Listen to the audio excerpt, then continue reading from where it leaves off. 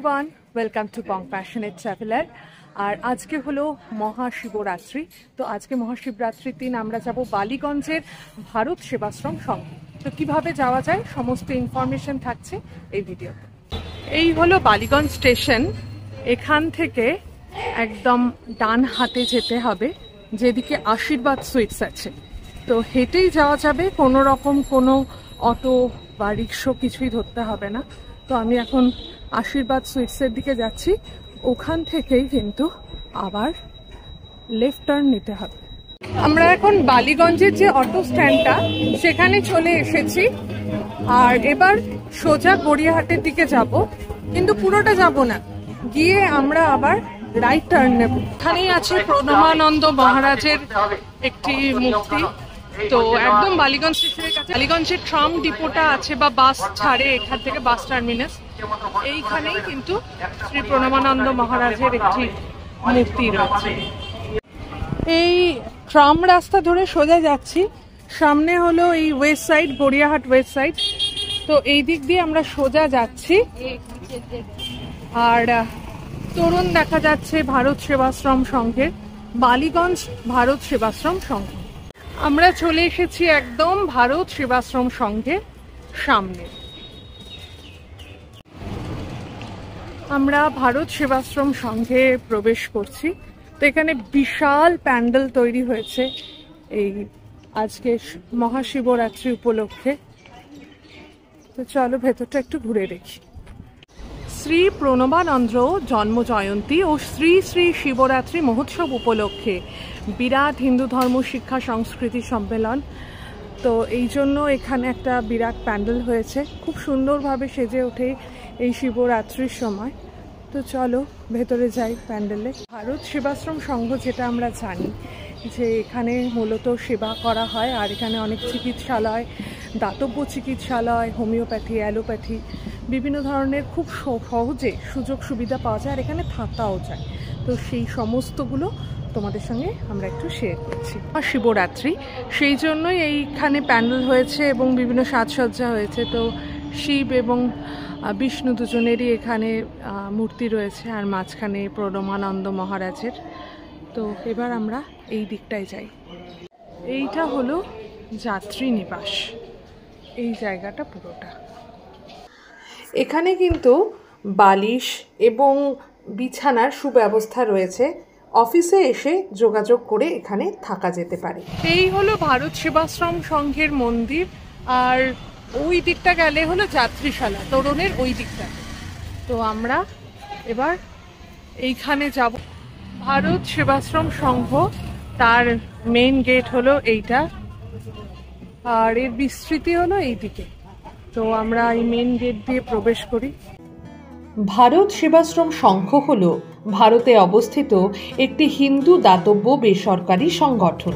এটি আচার্য শ্রীমৎ স্বামী প্রণবানন্দজি মহারাজ দ্বারা 1917 সালে প্রতিষ্ঠিত হয়।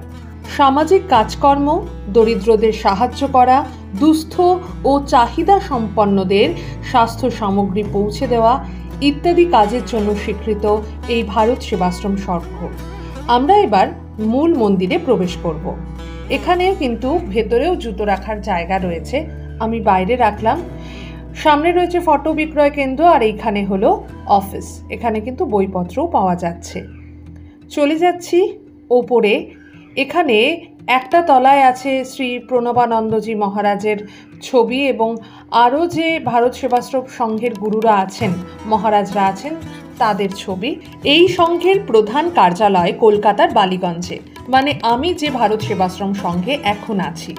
এই সংঘ অন্ধ্রপ্রদেশ এবং ওড়িশা রাজ্যের প্রাকৃতিক দুর্যোগ, 1943 সালের বাংলা দুর্ভিক্ষ, ভোপালের বিপর্যয়, 2001-এ গুজরাতের ভূমিকম্প এবং 2004 সালে ভারত মহাসাগরের সুনামিতে মানুষের সেবা করেছিল।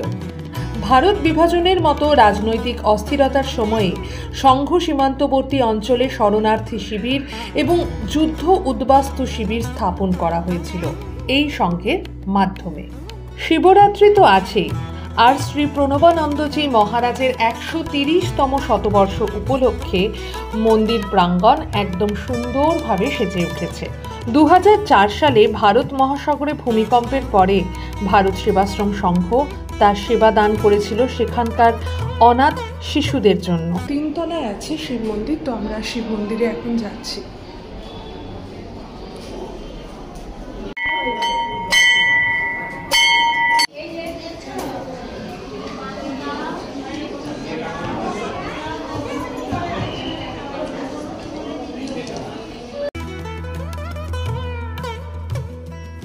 এখানে শিবের পুজো দেওয়ার জন্য কিন্তু অনেক জায়গা আছে আর অনেক বসাও যাবে।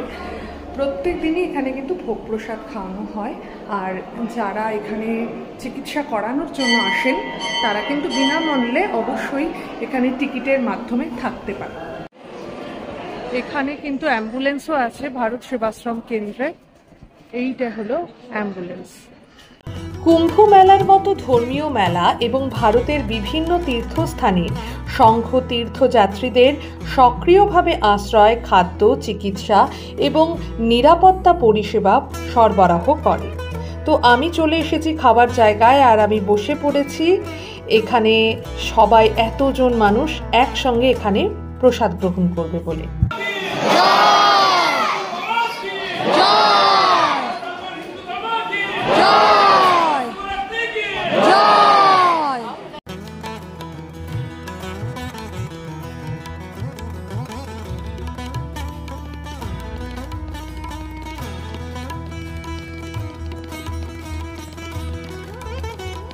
এসছে কিন্তু দেওয়ার জন্য, আর অনেকে কিন্তু নিয়েও যাচ্ছে, টিফিন বক্স আনলে অনেকে নিয়েও যাচ্ছে।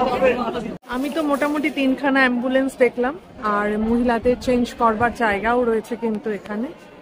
তো আমরা এবার আস্তে আস্তে বাইরের দিকে যাই। যারা মেঝেতে বসতে পারবেন না তাদের কিন্তু এই টেবিল চেয়ারে বসার ব্যবস্থা রয়েছে। আর এই খিচুড়ি বেশ ভালো লাগলো, একদম পড়ে পাওয়া। এখানে তো পুজো দিতে এসেছিলাম শিবরাত্রি, এবং সেই জন্য এসে আবার প্রসাদও পেয়ে গেলাম, বেশ ভালো লাগছে। আর এখানকার পরিবেশ, যে কেউ যখন খুশি এসে প্রসাদ পেতে পারো। এটা প্রসাদের টাইমটা শুরু হয় 12টা থেকে। বেশ অনেকটা বড় জায়গা, ঘুরে দেখার মতন ভারত সেবাশ্রম সংঘ। এটা হলো বালিগঞ্জের ভারত সেবাশ্রম সংঘ। আমরা জানি ভারত সেবাশ্রম সংঘ সেটা হলো যারা আর্ত বা দুর্গত, বিভিন্ন ধরনের প্রাকৃতিক দুর্যোগে যারা হলো প্রচণ্ডভাবে ক্ষতিগ্রস্ত, তাদের জন্য সবসময় সাহায্যের হাত বাড়িয়ে দিয়েছে ভারত সেবাশ্রম সংঘ। আর এই বালিগঞ্জ ভারত সেবাশ্রম সংঘে এখানে তোমরা থাকতেও পারো বিনামূল্যে, এবং এখানে কিন্তু ভোগ দেওয়া হয় প্রত্যেক দিনই।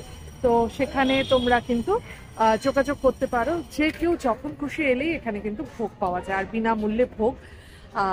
স্বাভাবিকভাবেই বলবো যে এখানে ঘুরতে এলেও ব্যাপারটা মন্দ হয় না। তো এখানকার ভোগ খেয়ে পুরো কলকাতা দর্শন, এবং যেখানে যেখানে আপনার মনে হয় সেখানে যেতে পারেন। সাউথের দিকে যে কোনো জায়গায়, যেহেতু একদম বালিগঞ্জ স্টেশনের একদম কাছে অবস্থিত। আমাদের ভিডিওটা যদি ভালো লেগে থাকে তাহলে প্লিজ লাইক, কমেন্ট আর শেয়ার করে দিও। আর আমাদের চ্যানেল বং প্যাশনেট ট্রাভেলারে যদি নতুন হও তাহলে সাবস্ক্রাইব করে দিও। ভালো থেকো, সুস্থ থেকো, শুধু ফ্যাশনে নয় প্যাশনে থেকো। ওকে, বাই। এই যে তরুণদার আছে, এই দিকে হলো থাকার জায়গা, আর এই দিকটা হলো মহাদেবী বিড়লা যে শিশু বিহারটা আছে তার পাশেই হলো মন্দির।